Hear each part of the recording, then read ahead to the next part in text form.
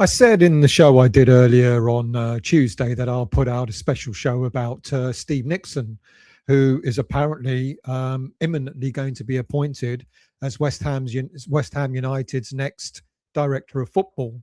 Well, director of football, because I've read another article, I think later on Tuesday afternoon, suggesting he'll be sporting director. Now, if he's sporting director, raises a massive question about Mark Noble. I think maybe, we get these nuances in titles a little bit confused, and I'm going to stick with director of football and not going to throw any assertion that Mark Noble is out of a job. So Mark Noble, still sporting director at West Ham United, and Steve Nixon, about to be appointed director of football. Now, on the surface, that might not sound like the most exciting story in the world. Who is he? He's not a superstar signing in the grand scheme of things. He's not even someone that most football fans are likely to pick out in a lineup. But make no mistake about it, this could end up being one of the most important appointments West Ham United have made in years. Because I don't think this is just about Steve Nixon. I think this is about what Daniel Kretinsky wants West Ham to become. And when you start looking at the timing, when you look at the financial situation that we're in, when you look at the ownership changes, when you look at Amanda Staveley's continued links with buying into another football club, suddenly this story has become far more interesting. So I want to look back on three things, really. Who is Steve Nixon? Why Newcastle supporters are disappointed to lose him? And why has his arrival, or why could his arrival potentially tell us something much bigger about the future ownership and direction of West Ham United? Now, one of the fascinating things about him is that he's managed to stay incredibly influential, Steve Nixon, whilst remaining largely out of the spotlight. Nixon joined Newcastle more than 15 years ago. Before that, he worked as a scout and a recruiter at clubs like Bolton Wanderers. Over time, he built a reputation as one of the most respected talent spotters in English football. When Rafa Benitez arrived at Newcastle, Nixon became a major figure in the club's recruitment department. When Newcastle changed ownership, Nixon stayed. When sporting directors came and went, Nixon was still there. When managers changed, no problem. Nixon was the continuity. Now that tells you something. Football clubs don't keep the same recruitment chief for that long unless that person is delivering something of value. People often think recruitment is simply finding the right players, good players. Well, it isn't. It's finding players that fit the manager's needs. It's finding players that fit the wage structure of that club. It's finding players that fit the ownership model, players who fit the club's resale strategy, someone who's going to be bought and in some time in the future is likely to be worth a lot more than what he was purchased for. And also, it's about finding players that fit the culture of the club. Now, all that combination is much harder to achieve, particularly when you're working through multiple ownership areas, yet Nixon has managed all of this at Newcastle United. Now, let's be fair. No recruitment chief signs players on his own. Modern recruitment is collaborative. Managers are involved. Sporting directors are involved. Data departments are involved. And whether we like it or not, at times, ownership is involved as well. But Nixon was a major voice in Newcastle's player identification process. But the fact that Nixon understood the value of including the manager will go a long way in addressing how Nuno might be responding to Nixon's imminent arrival. Now, if the two are in tandem, then that helps their relationship as well as developing an understanding of which direction they want to take this football club. And look at some of the recruitment successes Newcastle have enjoyed. Bruno Guimaraes, Alexander Isak, Anthony Gordon, Sven Botman, Tino Livramento, Lewis Hall, Kieran Trippier. They're all decent footballers. And they're not just good footballers, they're smart acquisitions. You take Guimaraes. Newcastle signed him before they became a Champions League side. His value immediately exploded. You look at Isaac, expensive at the time, but look how much Liverpool had to pay to prize him away from Newcastle. And take Gordon. Many people questioned the fee. Now he's become one of England's most valuable attacking players and he's gone on to sign for one of the biggest domestic clubs in world football. The common theme? Age, profile, potential growth, athleticism, resale value, long-term planning. Oh, God, it's a dream for us. That's what we've lacked when it comes to our recruitment transfer policy. Too often over recent years, West Ham have lurched between different transfer strategies, if there ever was a transfer strategy in the first place. One summer, it's experienced Premier League players. The next, it's overseas prospects. The next, it's manager-specific signings. Then the manager changes. Then the cycle starts again. And I've talked about this many times throughout the whole Moyes era, and then Lopetegui, and then Potter, and most recently, even Nuno to some extent. Now, what Nixon potentially brings is consistency. So why does this appointment matter more after now that we've been relegated? Look, had West Ham United stayed in the Premier League, I don't think this appointment would have been important enough to happen. Had West Ham stayed in the Premier League, this appointment might not have happened at all, and we'd be forever reliant on David Sullivan's meddling in the transfers and being ill-advised by Salty and Silky.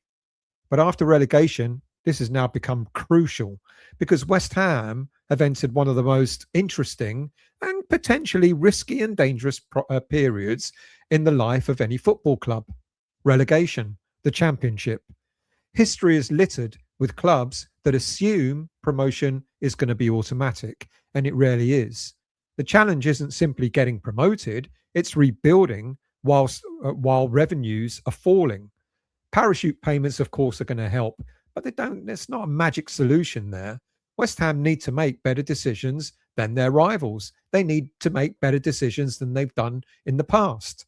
Not necessarily bigger decisions, but certainly better ones. This is where Nixon's reputation becomes so important. West Ham are appointing him because they need expertise in the transfer market, because every transfer mistake now becomes even more expensive. Every bad contract matters more, every failed signing hurts more, and perhaps for the first time in a long time, West Ham appear to be prioritising a football structure over football headlines. And that brings us to Daniel Kretinsky. For years, Kretinsky was effectively waiting in the wings, a major shareholder, a powerful figure, but not the central decision maker. Now things have changed. David Sullivan's influence in the boardroom is gone. Kretinsky is becoming the dominant force. And here's the question. What kind of owner is Daniel Kretinsky going to be? Because owners reveal themselves through the appointments they make in the engine room, in the back end of the football club. If you think about it, in Roman Abramovich's time at Chelsea, he hired elite football operators. He had the money to do so. The Abu Dhabi ownership at Man City built an entire footballing ecosystem. They had money to do so. Newcastle recruited specialist football executives. Now, have you guessed what the common denominator is? Yeah, they've got the money to do so. And whilst David Sullivan always pleaded poverty and then spent, or should I say blew, money in the worst possible way in the transfer window, Daniel Kretinsky is business focused and looks like he will manage West Ham in much the same way he manages his other business interests. And his first major footballing appointment appears to be Steve Nixon. And that's incredibly revealing because Nixon is a football person. He's a recruitment specialist, a builder of squads.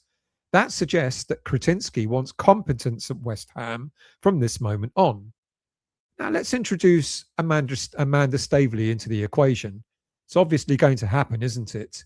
She was at Newcastle when Nixon was at Newcastle. Some fans will put the two and two together and suggest that it's the influence of Staveley that has made Kretinsky target Nixon. Right? Or am I barking up the wrong tree? I guess time will tell. Now, interestingly, Gio did a show on Tuesday to talk about. Oops, I'll bring that up in a moment. Gio talked about this in a Hammers chat video earlier on Tuesday, and he predicted that Amanda Staveley could be the one buying David Sullivan shares. I'm kind of warm to that idea. For quite some time, there has been speculation that Staveley wants to return to football ownership. She played a key role in Newcastle's takeover. Her network within football is extensive. Her reputation within investment circles is very strong. And she's repeatedly been linked with opportunities elsewhere, including, at various times, West Ham United. Now, let's be clear. There's no evidence she is currently negotiating a deal to buy into West Ham. But as Gio highlighted, one of his viewers who works at the stadium stated that Staveley was apparently being shown around the London stadium. And yesterday, a viewer on my channel, thank you, Marky, and thanks for the message, said that a mate of his who works at the stadium saw Staveley there and took the photo. So it all fits in rather nicely. And that's where this comes in. Stel, my mate, has just WhatsApped me of a picture of Amanda Staveley and her husband being shown around London Stadium. He said it's 100% her, as he said hello to her as she walked past him. Wish I could post the pic on here. I've asked him to send it to me. So there's two sources. There's his mate, and I guess time will tell when that picture arrives. If that picture doesn't arrive, Marky, what are you doing? But if it does arrive, then there's your evidence there. So it's quite plausible she was there. Let's look at the logic about Amanda Staveley. If you're her, what type of football club would you want to have an interest in? A London club with a huge fan base, Premier League potential, significant upside in valuation, a stadium that already exists, and an ownership structure that could accommodate minority investment? West Ham United tick every box. Then you look at it from Kretinsky'S perspective. Why might he welcome someone like Staveley to West Ham? Because football ownership isn't just about money, it's about expertise, and it's about relationships, and it's about credibility, and it's about knowledge. And Kretinsky has enormous business experience. Staveley has enormous footballing experience. Those two skill sets could complement each other perfectly, or they should complement each other perfectly. And if you're rebuilding after relegation, that's a combination that suddenly becomes very attractive. There's another reason why the Amanda Staveley link feels more relevant today than it probably did the last time it was mentioned. For years, one of the consistent narratives around West Ham United was that there appeared to be very little appetite for significant outside investment. You think about how long the Gold family shares have been available, and I kept saying, well, someone doesn't want to have a minority investment if they can't, influence how things are shaping up. Well, the other perception is that the feeling around footballing circles was, so long as David Sullivan was around, potential investors didn't want to know. Look, nothing ever seemed to progress so far, and many supporters believed, or many footballing people believed, that it was down to the fact that it was Sullivan being there that drove little enthusiasm for investors to be interested in West Ham. Now, whether that's entirely fair or not, I guess is open to debate. But what is not up for debate is the landscape now looks very different. Sullivan has stepped back. Kretinsky is the key power figure, and for the first time in years, there appears to be a genuine openness to fresh investment, fresh ideas, and fresh expertise. The clubs pulling away from the pack are increasingly the clubs attracting outside capital, specialised footballing operators, and strategic investors. And West Ham have fallen behind the likes of Brighton, Brentford, Bournemouth, and so on. West Ham simply can't afford to stand still anymore, especially after relegation. In many ways, this may actually be the ideal moment for a new investor to enter the club. The valuation is likely to be lower because of relegation than it would have been had West Ham remained in the Premier League. The need for capital is obvious, even though Kretinsky has promised that he will fund the changes that are happening. And there's an opportunity to influence the next chapter of the club's history from ground level, which is why Amanda Staveley's name becomes ever so interesting. With Sullivan out the picture, and the lure and attraction of new investors is far more appealing. It seems that people in football simply didn't want to work with Sullivan. As to why Kretinsky thought otherwise is interesting. Perhaps he foresaw the time when his influence, power, and money will eventually become the dominant force at the club. So, does Nixon and Staveley fit this future?